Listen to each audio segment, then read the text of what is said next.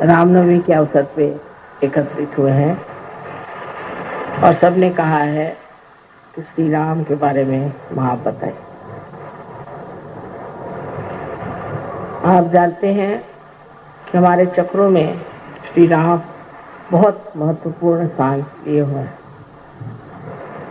वो हमारे right heart पर विराजित है। श्री राम एक पिता का स्थान लिए हुए हैं, इसलिए आपके पिता के कर्तव्य में या उसके प्रेम में कुछ कमी रह जाए तो ये चक्र पकड़ सकता है। सहयोग में हम समझ सकते हैं कि राम और सब जितने भी देवताएं हैं, जो कुछ भी शक्ति के स्वरूप संसार में आए हैं, वो अपना अपना कार्य करने आए। उसमें श्री राम का विशेष रूप से कार्य था। जैसे कि सोक्रेटिस ने कहा हुआ है कि संसार में बेनेवलेंट किंग आना चाहिए, उसके प्रतीक रूप श्री रामचंद्र जी इस संसार में आए। सो वो पूरी तरह से मनुष्य रूप धारण करके आए थे। वो ये भी भूल गए थे कि मैं श्री विष्णु का अवतार, भुला दिया गया। किंतु सर्व संसार के लिए वो एक पुरुषोत्तम राम थे कि बचपन का जीवन सब आप जानते हैं और उनकी सब विशेषताएं आप लोगों ने सुन रखी है। हम लोगों को सहयोग में ये समझ लेना चाहिए कि हम किसी भी देवता को मानते हैं और उसको हम अपना आराध्य मानते हैं, तो हमारे अंदर उसकी कौन सी विशेषताएं आई हुई, कौन से गुण हमने प्राप्त किए। श्री रामचंद्र जी के तो अनेक गुण हैं, क्योंकि तो पुरुषोत्तम थे। उनका एक गुण था कि वो जिस राजकारण को करते थे उसमें सबसे ऊंचा उन्होंने जन का मत रखा, न कि अपनी पत्नी या अपने बच्चे इनका ख्याल किया। आजकल के हमारे घर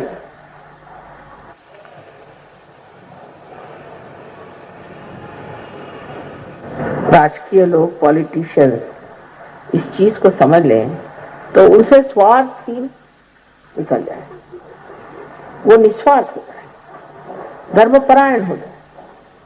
किंतु श्री राम की जो प्रतिमा है वही आज तक किसी ने भी अपनाने का प्रयत्न नहीं किया। उल्टे उनके भजन जरूर गाएंगे, उनके नाम से बहुत बड़े बड़े ऑर्गेनाइजेशन बने हैं, राम मंदिर बनाएंगे, लेकिन ये सब बना लेने से क्या श्री राम आपके अंदर प्रवेश कर सकते हैं?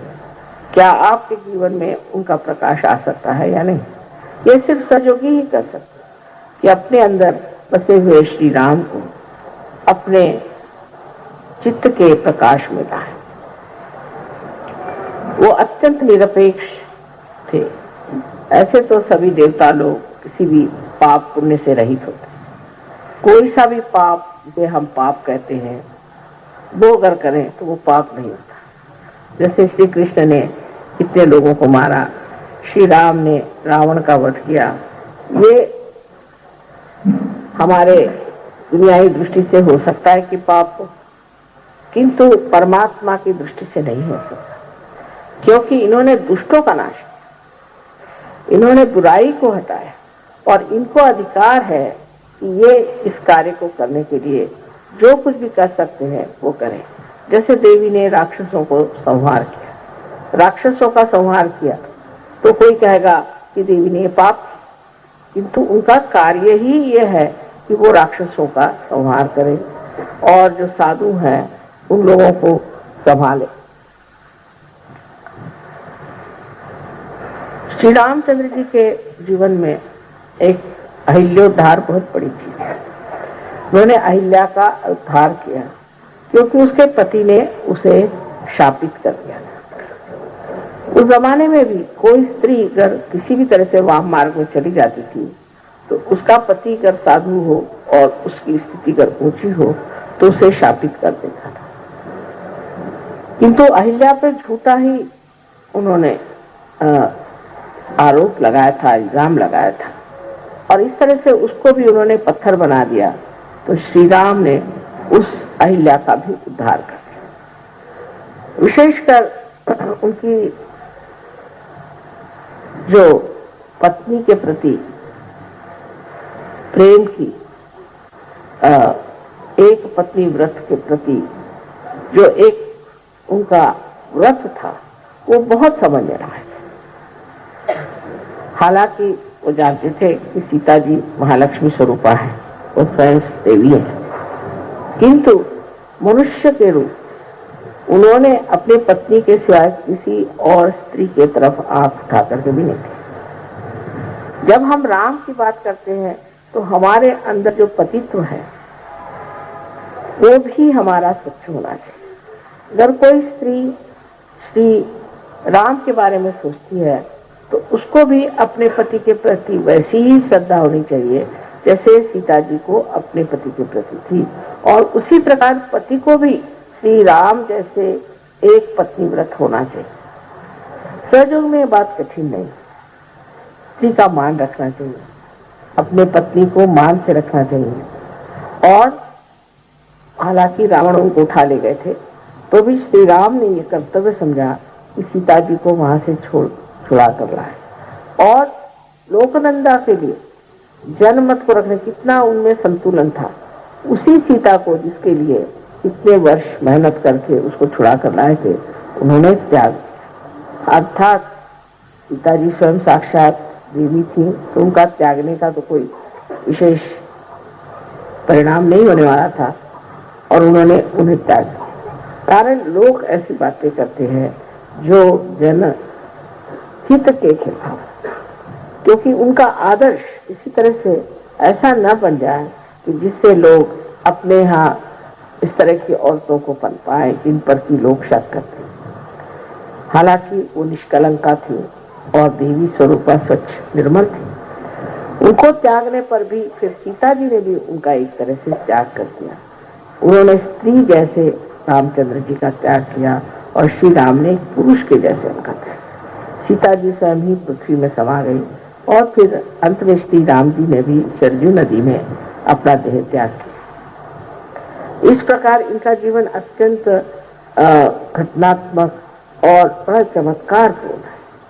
सारे जीवन में देखिए तो सीता और राम का आपस का व्यवहार और उनका एक दूसरे के प्रति श्रद्धामय रहना। हालांकि उन्होंने सीता जी का त्याग किया था पर सीता जी ने सोचा कि ये उनका परम कर्तव्य है और उन्होंने कभी उनकी बुराई नहीं, उसके बारे में कभी बुरा नहीं कहा और बड़ी सुगमता से अपने बच्चों को चलाया, उनको पनपाया और उनको बढ़ावा दिया।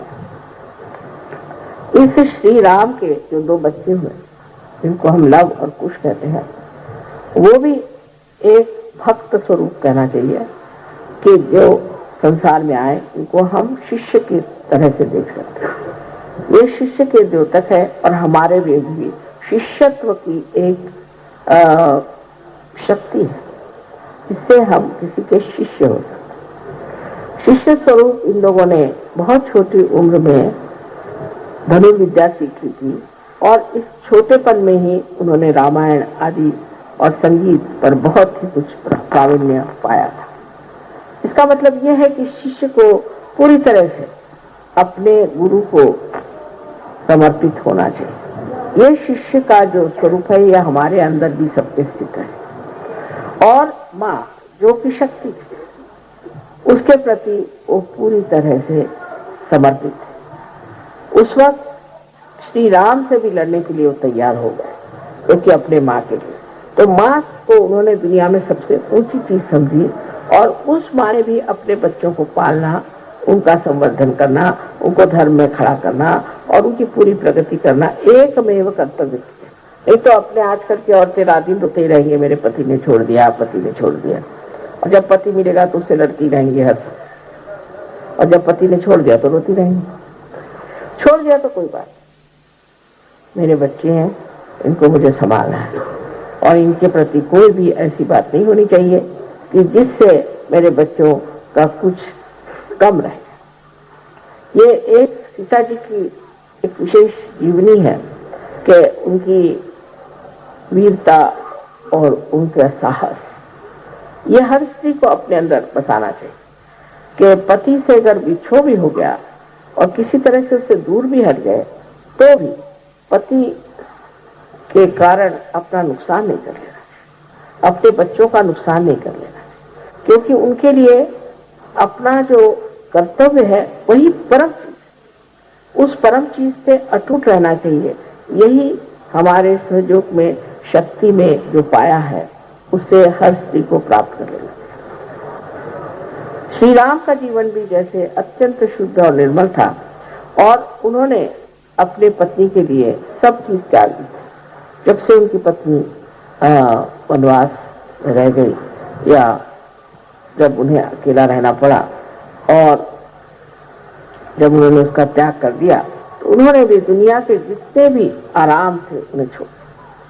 उसके लिए आप जानते हैं कि वो कुश पे सोते थे, जमीन पर सोते थे, और बगैर कुछ पैर में पहने हुए, और बहुत साधु पुरुष जैसे कपड़े पहन के घूमते। ये जो है ये कहानियां नहीं, ये सत्य है।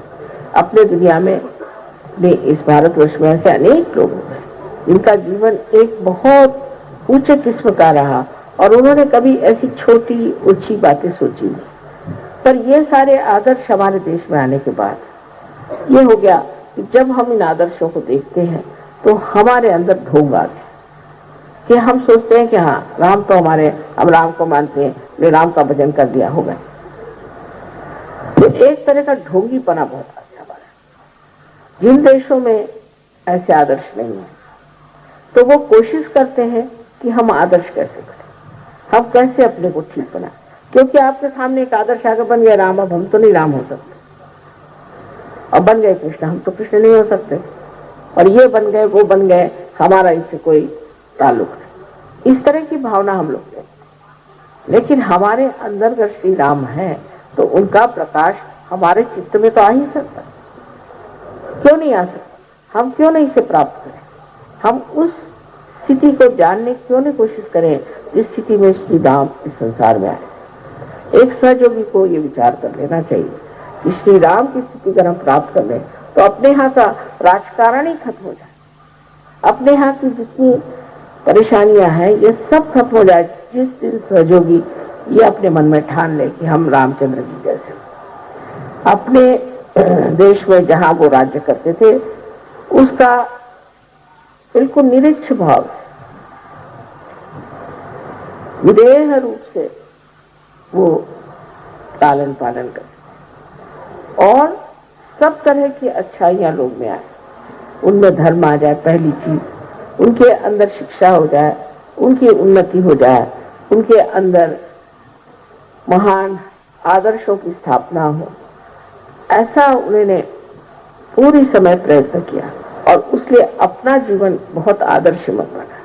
तब समझ लीजिए कि जो आदमी आपको कुछ कह रहा है और वो स्वयं ही वैसा नहीं, तो आपको उसके प्रति कभी श्रद्धा हो ही नहीं सकती और आप उसके गुण ले नहीं सकते।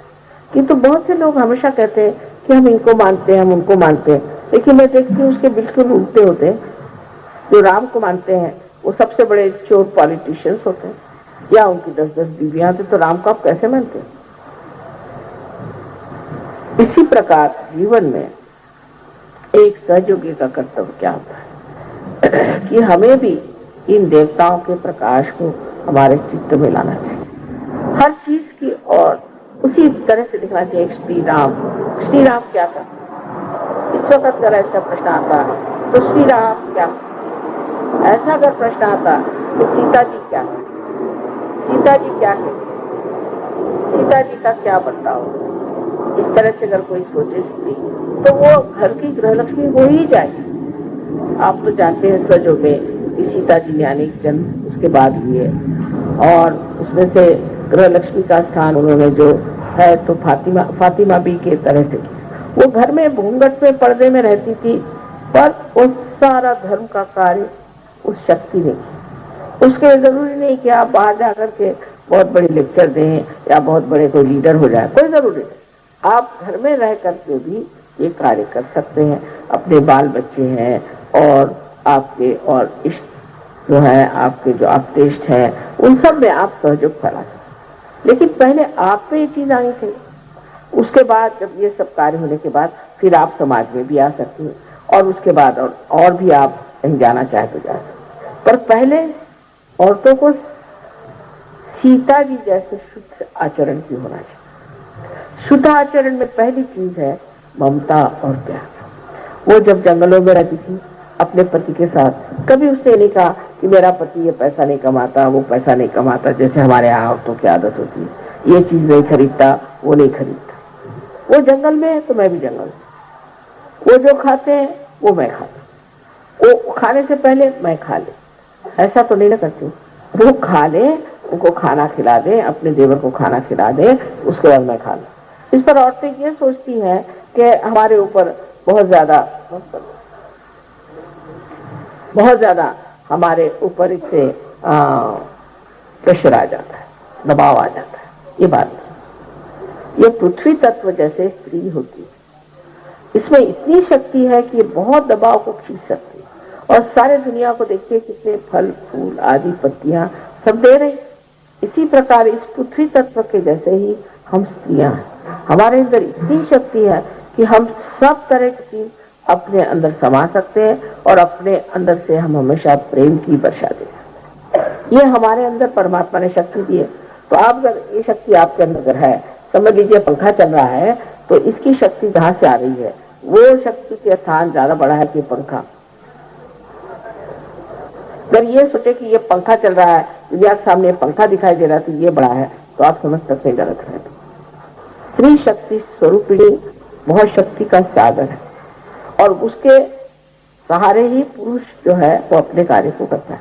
एक जैसे उसको कहते हैं कि पोटेंशियल और एक काइनेटिक। तो पोटेंशियल तो स्त्री है और पुरुष जो है काइनेटिक। लेकिन पुरुष को देख करके क्योंकि वो दौड़ ज्यादा सकता है तो औरत भी दौड़ने लग जाए, उसको दौड़ने की जरूरत, उसको बैठने की जरूरत है। दोनों ही क्रियाएं अलग अलग है और उस क्रिया में दोनों को समाधान होना चाहिए और दोनों ही क्रिया में स्त्री बहुत प्रसन्न है।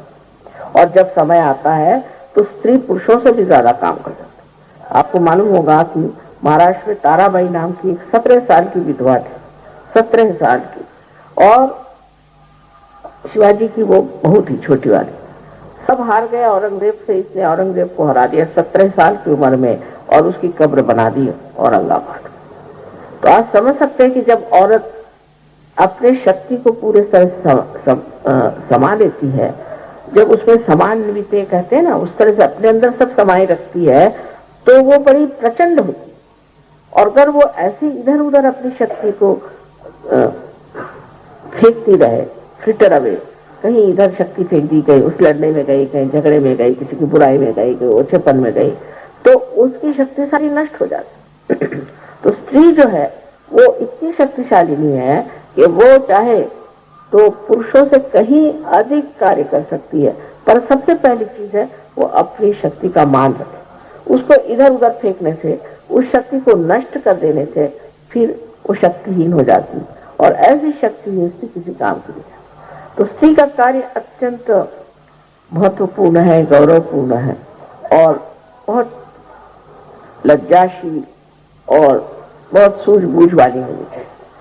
जैसे आदमी लोग गाली बकते हैं, बकते थे, औरतें नहीं बक सकती। आदमी लोग हैं आपस में, देखा उनका कि बहुत झगड़ा होगा तो मारपीट कर लेंगे, करते थे, औरतें नहीं। इनका कार्य शांति देने का है, इनका कार्य है संरक्षण का, इनका काम है लोगों को बचाने का। अब जैसे कि एक ढाल है, ढाल तलवार का काम नहीं कर सकती और तलवार ढाल का काम नहीं कर सकती। पर ढाल बड़ी की तलवार, ढाल ही बड़ी है। जो तलवार के वार सहन कर ले वो बड़ी की तलवार बड़ी। एक आध बार तलवार भी टूट जाएगी पर ढाल नहीं टूटती। इसलिए औरतों को भी अपने शक्ति में समा लेना चाहिए और इस शक्ति की सबसे बड़ी जो धुरा है वो है नम्रता। नम्रता पूर्वक अपनी शक्ति को अपने अंदर समा लेना। ये कार्य कठिन नहीं, सहयोगियों के सहयोगियों के लिए बिल्कुल कठिन है। मैं देखती हूँ कि बहुत सी सहयोगिनी औरतें इतनी बकवास करती हैं, उनको पता नहीं क्या, कभी जाएंगी तो आदमियों से बक बक बक बक करेगी। एक साथ दौड़ दौड़ाया, माता जी मुझे बचाओ बचाओ बचाओ। मैंने कहा क्या, वो मेरे पीछे लगे। मैंने कहा कौन? कहला वो जो बहुत बोलती है। अरे मैंने कहा बोलती है बहुत? हाँ। कहले माँ मुझे बचाओ तंग आ। तो आ करके मेरे कमरे में छिप। तो ज्यादा आदमियों से बात करने की जरूरत नहीं, बेकार की बकवास करने की जरूरत क्या? औरतों में भी एक बेकार की बकवास करने की जरूरत है। सहयोग में मैंने ये देखा है कि आदमी लोग सीखते हैं, ऐसे औरतों को भी सीखना है। सहयोग क्या है, इसके चक्र क्या है, कौन से चक्र से आदमी चलता है, कौन से चक्र से उसकी क्या दशा होती है, क्या होती है, इसका पूरा ज्ञान होना है। ये सब आदमी सीखेंगे तो औरतें पीछे रह जाए। ये सब औरतों को सीखना चाहिए। अब पुरुषों की बात कहना है तो श्री रामचंद्र का हमारे सामने आदर्श। मुझे लगता है इस मामले में मुसलमानों ने हमारे ऊपर बड़ा गजब किया हुआ है। मैं उनको बुरा नहीं कहती, उनके देश में ये बात नहीं है। जैसे आप रियाद जाएं तो कोई मुसलमान आपके ऊपर आंख उठा के देखे, मैंने नहीं देखा। कोई औरत होगी उसकी बड़ी इज्जत करेगा। रास्ते से अगर कोई जा रही है औरत तो वो मोटर रोक लेगा। वहां औरतों की इतनी इज्जत होगी। और हमारे यहाँ जो है पता नहीं क्या होगा, इनका ऐसा उल्टा असर पड़ा है कि हम लोग सोचते हैं कि औरतों को बिल्कुल एक उपभोग की वस्तु, हर औरत की तरफ देखना चाहिए, गर्दन मुड़ जाएगी और देखते रहेंगे। हर स्त्री की ओर नजर डालना ये महापाप और सहयोग में निषिद्ध माना जाता है, बिल्कुल निषिद्ध है। इससे आपकी आंख खराब हो जाएगी पहले से, और सहयोग में तो और भी नुकसान हो जाएगा। और अगर वो नहीं हुआ तो अंधे भी हो सकते। कभी कभी मैं देखती हूँ कि लोगों की आंख वैसे खट खट खट खट घूमती रहती, बात एक से करते रहेंगे और आंख घुमाते रहेंगे। अब औरतें भी सीख रही हैं। इससे सबसे बड़ा जो नुकसान होता है वो आपका चित्त है। आपका जो चित्त है वो इधर उधर चल विचल हो रहा है। वो चित्त अगर चल विचल होगा तो आत्म साक्षात्कार का क्या फायदा होगा? क्योंकि जो चित्त एकाग्र नहीं होगा वो कार्यान्वित नहीं हो सकता। एकाग्र चित्त ही कार्यान्वित होता है। एकाग्रता को साध्य करना चाहिए। अब विदेश में ये बीमारी बहुत ज्यादा आदमियों को है, औरतों को भी, अपराध आदमियों को ज्यादा है। तो उन्होंने मुझसे पूछा माँ ये बीमारी, वो अपने जैसे नहीं है, वो इसको कोई बड़ी अच्छी बात नहीं समझते, इसको गंदी चीज समझते। जब से सहयोग में आए सोचते माँ इसको इलाज करो। तो मैंने कहा बेटे देखो, तुम लोग सिर्फ जमीन की तरफ देख के चलो और 3 फुट से ऊपर देखने की जरूरत है, उससे ऊपर देखने की जरूरत नहीं, और जमीन पे देखते चलो। तो सहयोग आप पहले पहचान लेंगे। किसी भी आप देश में जाए, प्रदेश में, वो आंख नीचे करते 3 फुट तक सब अच्छी चीजें दिखाई देती। फूल भी 3 फुट तक होते हैं, बच्चे भी 3 फुट तक होते हैं, उससे ऊपर देखने लायक है क्या? सो इस तरह से अपने चित्त को कंट्रोल करना चाहिए। अब श्री राम को तो जरूरत नहीं थी, लेकिन आपके पास तो श्री राम का मान है, तो आपको उनके जैसे अपने चित्त को कंट्रोल करना चाहिए। और अपने पत्नी से भी यही समझाना चाहिए कि तुम शक्ति हो और हम तुम्हारी इज्जत करते हैं, पर तुम उसके योग्य भी हो। जैसे यत्र नार्या पूज्यन्ते तत्र रमन्ते देवता। जहां स्त्री पूजी जाती है वहीं देवता रहते, पर वो पूजनीय भी होना चाहिए। क्या बैठ जाइए, अच्छा बैठिए, पूजा में इधर उधर नहीं घूमते। सो अगर स्त्री पूजनीय है, पूजन से माने पूजनीय तो होना चाहिए। किसी गंदी औरत की कोई पूजा करेगा क्या? किसी दुष्ट औरत की कोई पूजा करेगा? कोई राक्षसी स्वभाव की औरत उसकी कोई पूजा करेगा? तो जो और पूजनीय है वहीं पर उसकी पूजा होनी चाहिए और वहीं देवता रहते। और सबसे पहले बात ये भी जान लेनी चाहिए कि ये हमारे बच्चों की माँ है। अगर पति अपने औरत पे बच्चों के सामने डांटना फटकारना शुरू कर दे, उसकी कोई इज्जत ना रखे, तो कभी भी बच्चे उसका मान नहीं करें। तो इस तरह से जैसे समझ लीजिए कि एक प्राइम मिनिस्टर है, डिप्टी प्राइम मिनिस्टर है, स्त्री को भी पति का कभी भी अपमान नहीं करना चाहिए। तो प्राइम मिनिस्टर से डिप्टी मिनिस्टर पे प्राइम मिनिस्टर पे वो सत्ता आती है, फिर वो सत्ता बच्चों में भी आती है। पर अगर आप दोनों भी इस तरह के हों कि जिनको ये अंदाज ही नहीं, औरत चाहती कि मेरा चले, आदमी चाहते मेरा चले, आदमियों को चलाना अगर औरत को आ जाए तो कभी झगड़ा ना हो। लेकिन ये समझ लेना चाहिए कि आदमी को चलाना बहुत ही आसान है, क्योंकि बिल्कुल बच्चों जैसे होते हैं, उनको चलाना बहुत ही आसान। उनका स्वभाव बच्चों जैसा होता है, भोले भाले होते हैं। उनको बेकार की बातों से परेशान करने से आप चला नहीं सकते, लेकिन उनको भी एक बच्चों जैसे माफ कर दिया जाए। अब बाहर जाते हैं, सबसे लड़ाई झगड़ा करते हैं, आफत उनकी रहती है। घर में आके बीवी पे नहीं बिगड़ेंगे तो बाहर वालों पे बिगड़ेंगे, तो मार खाएंगे, चलो बीवी बिगड़ गए, चलो छोड़ो, क्या है। इस तरह की जब तक स्त्री की भावना पति के तरफ नहीं होगी, तब तक आपस में सामंजस्य नहीं आ सकता, प्यार नहीं आ सकता। लेकिन पति को भी चाहिए कि अपने पत्नी को क्या चाहिए क्या नहीं चाहिए इसका विचार। लेकिन ये नहीं कि आप पत्नी है, वो कुछ गलत बात बताए, कोई गलत सलाह दे, उस पर जरूर पति को कहना चाहिए ये गलत है, ये नहीं मैं करने वाला, ये झूठी बात है, ये मैं नहीं करता। लेकिन छोटी छोटी बातों पर झगड़ा करने की कोई जरूरत नहीं, और छोटी छोटी बातों को झगड़ा करना सहयोगियों को बिल्कुल नहीं शोभा देता। और मुझे बड़ा आश्चर्य होता है कि सहयोगी भी आपस में लड़ते रहते हैं और मुझे आकर बताते हैं कि मेरी बीबी ऐसे, तो बताते मेरा हस्बैंड। वही कर दो आदमी दुनिया में सहयोगी प्रेम से नहीं रह सकते। ये सारे संसार को मैं कह रही हूँ कि हमको सबको प्रेम से रहना है, तो हम सब कैसे प्रेम से रहेंगे बताओ। ऐसी झगड़ा अगर होता रहा तो किस तरह से हो सकता। तो पहली चीज है कि पति को पूरी तरह से एक, जिसे कहते हैं कि पत्नी के प्रति जागरूक रहना चाहिए, और ये जान लेना चाहिए कि सारे संसार की औरतें जो हैं आपके लिए माँ बहन के बराबर।